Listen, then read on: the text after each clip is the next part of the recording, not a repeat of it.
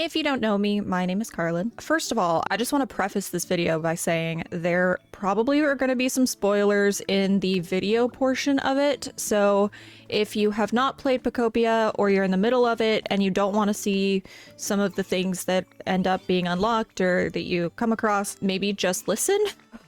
Yeah, fair warning there. So I made a video a couple weeks ago, I think it was like the day that Pokopia came out, where I was like, I'm not getting it. I'm not spending $80 on it. I don't see the point. I don't see the value. I was so wrong. Here's the thing. I still stand by it's not worth $80. Everything I'm going to say in this video is probably going to sound like it contradicts that, but $80 is a lot of money to spend on a game. Any game. There are so many games so similar to it that are so much less that I still think that $80 is extreme.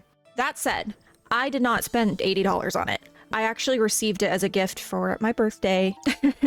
So yeah, just kind of putting that out there that like, I do not recommend spending $80 on it. That said, if you have the means, get it. Oh my god, get it. It is such a good game. In that last video, I did say I'm not a big Pokemon person. I don't really play Pokemon. I don't know the Pokemon. That's still true, but it also kind of doesn't matter, I've learned. It's sort of like Animal Crossing in the sense of like, they're just kind of their own individual characters in the game that I'm interacting with. Now, I will say it is kind of helpful if you do have some information about like how Pokemon works and like what the lore is and stuff like that. There's a lot that I don't know. And so there's certain elements of the game that I struggle to kind of follow because it's using terminology and like it's kind of expecting you to know certain things. But luckily, my brother and sister are very into Pokemon. So anytime I'm confused, I could just be like, hey, can you explain this to me? Now, for the actual gameplay itself, I was honestly under the impression, and I said in this video,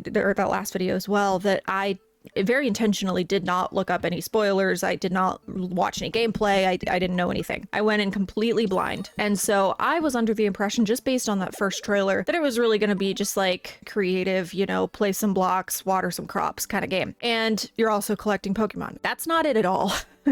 It is, but it's also really not. Like, there is actually a whole quest and a whole storyline, and like well, first of all, I didn't know there were like multiple worlds that you would go to. So that was cool to discover that I wasn't just stuck in this one area, and every single area has its own little quest and a little storyline in it. And you can pretty quickly go from, you know, completely blind in that world to quote unquote beating the quest. It's really not a complicated quest system, but it's involved enough that it keeps you engaged.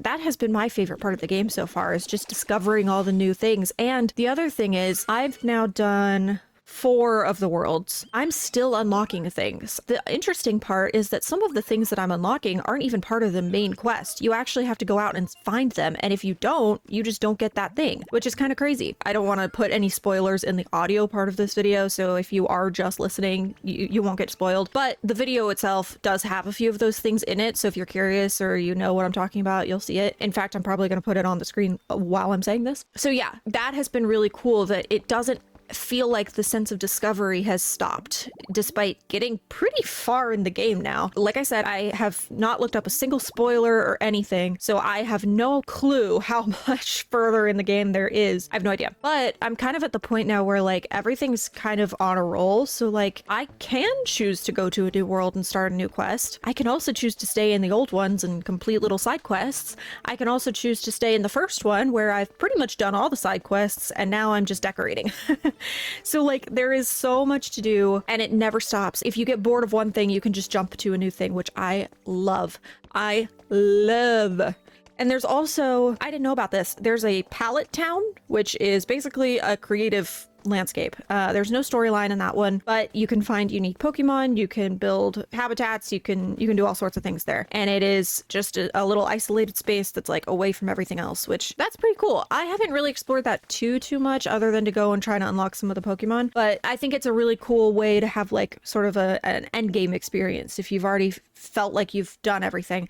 And frankly, I don't even think that it's super easy to feel like you've done everything, because even doing all the quests in all the little worlds, worlds, there's so much to still go back and do after you're done with a quest. I mean, if I wanted to, I could spend days, weeks maybe, rebuilding all of these places because they're all crumbled and there's random blocks everywhere and cobwebs to clean up and dry grass to water. And I mean, there's so much to do. And so it kind of doesn't feel like it's ever going to end. The storylines probably will, I assume, which is a little bit sad because that is my favorite part so far.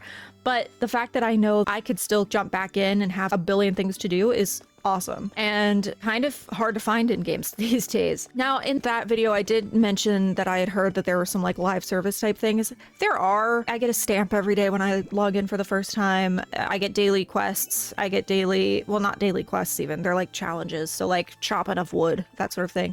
It's sort of like the, if you played Animal Crossing New Horizons, it's sort of like the Nook Miles Plus ones where they rotate every day. So there's that. And then like the shop will have daily items, but it's not stuff that you can't get other places. And that's what I was concerned about. I was really worried that those items would only be available if you played on that day and unlocked them. But like, no, you can just find them everywhere. In fact, you don't even need to shop really if you don't want to. Any world that you go to is gonna have buildings and things to find in them, which has been really cool. Like one of my favorite things to do has been just to run around and like steal all the trash cans out of a building. Like it's just because I also have this habitat dex, which allows me to see what habitats I have unlocked, what I haven't unlocked, which ones I've found traces of, because you can find like little traces of different things. And so I can go in there and I can see, oh, well, that I still haven't unlocked the one that uses 4 trash cans yet. Let me go ahead and steal some trash cans and then I can get that habitat and get that Pokemon. It's this really cool element of collection and discovery, and it's just so fun and endless. And because I am going in as blind as I am and know literally nothing about Pokemon, I truly am discovering. My brother, I've shown him some gameplay and he was like, oh, I see the little silhouettes of things that you can unlock and I know immediately who that is and what that is. I kind of am glad I don't have that because I have no idea what it's going to be. Anybody who plays Pokemon is going to know what I'm talking about, but there's a little giraffe guy that you can get. I think his name was Girafarag or something like that. I don't know, it was like a palindrome, but I didn't, when I saw like his little silhouette, I was like, is that like a horse or like a unicorn or like a giraffe? And my brother just kind of chuckled and I was like, I don't know what he's talking about. And then I unlocked him and he greeted me by saying hello and then saying, hello, my tail wants to say hi too. And then he turned around and he let his tail say hi. And his tail was kind of rude. And he turned back around and he apologized for the rudeness of his tail. Because sure enough, his tail is his own person. And I never would have predicted that in a million years. I was so glad that I got that experience of like, what the heck is happening, you know? It's just fun. God, I'm like smiling as I'm talking about it. I love this game and I cannot believe I ever said that I wouldn't play it or that I didn't think it would be worth it. Oh my God, I was so wrong. Anyways. But yes, even though I'm not a Pokemon person, that excitement of like, I don't know what I'm gonna find here today is so fun. There's other things too. It's not just the Pokemon, it's not just the habitats. You're going along the world and you see a little like golden thingy in the ground and you break it. You never know what you're gonna get. You might get a little plushie. You might get a little artifact that you can get assessed and then you can give that to a little Pokemon who wants to trade for it. There's fossils. There's a whole museum where you can put fossils. And I don't know how I'm supposed to put the fossils in. It's not like in Animal Crossing where you just hand them to Blathers and he figures it out. I have to actually figure out where they go, how they're displayed, what goes with what, and I have yet to be successful in any of it. But I love that I get to do that. Like, it's just so fun. It's like the world's simplest puzzle game because really there's no stakes to it. It's literally just for me to be like, hey, what happens if I do this? So many games nowadays either lay it out for you way too obviously, or they're just not very fun and like the reward isn't really worth it. I mean, I'm trying to think of like any game that gives me that like, whoa, I can't believe I just found that. That's so cool. It's been a really long time. So that has been like my favorite thing ever. And it's not, I mean, I've talked about now the Pokemon, the habitats, the artifacts and things that you find in the ground, but then there's even more stuff that I'm still discovering abilities and unique things that Ditto can do, outfits that I can transform into. And it's just so much stuff. And like, I get so excited about it and I just want to get into it and like see what I find today, you know? And that's beyond the other stuff that I can do. I don't know, man. I am obsessed. I got it a little over a week ago now, and other than like work, because like I have a job, you know, gotta be an adult sometimes. But other than that, it's pretty much been all my free time has been playing Pokopia. I just wanted to make a video and just say I was so wrong. You should absolutely play it if you have $80 that you're willing to spend on it, because that is still insane.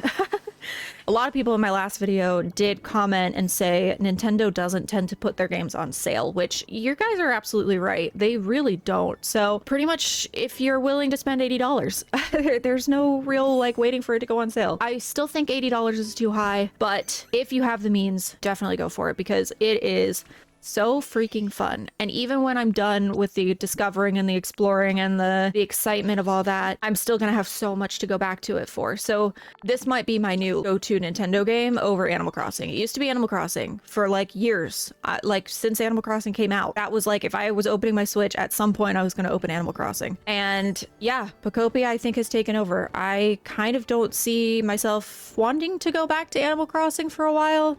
I feel like I've really played that one out and there's really not much else to do. So yeah, kind of done there. And Tamagotchi Life is coming out in 6 days as of recording this. I've gotten so many views on my video about Tamagotchi Life versus Animal Crossing. So if you're interested, probably going to do another video about that once I get that. That's also part of why I'm like hardcore playing Pokopia right now, because like I know it's a hyperfixation and I can already feel that Tamagotchi Life is going to be a hyperfixation as well. I don't want them to conflict. I don't want them to compete. I almost want to like burn myself out on Pokopia before Tamagotchi Life comes out. But yeah, both are going to be fantastic, I think. Very different games. Pokopia is definitely a lot more like exploration and discovery and, you know, things like that. And then Tamagotchi Life is going to be in some of that as well, but it's more just like silly fun, I think. So yeah, be on the lookout. I'm definitely going to be making a video about that. Again, I am so sorry that I ever said anything bad about Pokopia. If you told me that I was wrong, you were right. I hear you, and I should do better. Now, I do want to clarify. I think in that video I did say that I felt like Pokopia was probably going to be pretty good. I just like wasn't really interested myself. I mean, I was interested to try it if I got the opportunity, but I wasn't going to like go out and buy it. So I never said it was going to be a bad game. I just want to clarify. I never thought that. But I was wrong that it wasn't worth my time. It is so worth my time, and it is probably my favorite thing to spend my time on right now. So anyway, thank you for watching, and I hope to see you in the next one. If you enjoyed, feel free to like and subscribe. My goal right now is 200 subscribers, so that'd be cool. Yeah, thank you for watching, and I'll see you in the next one. Bye.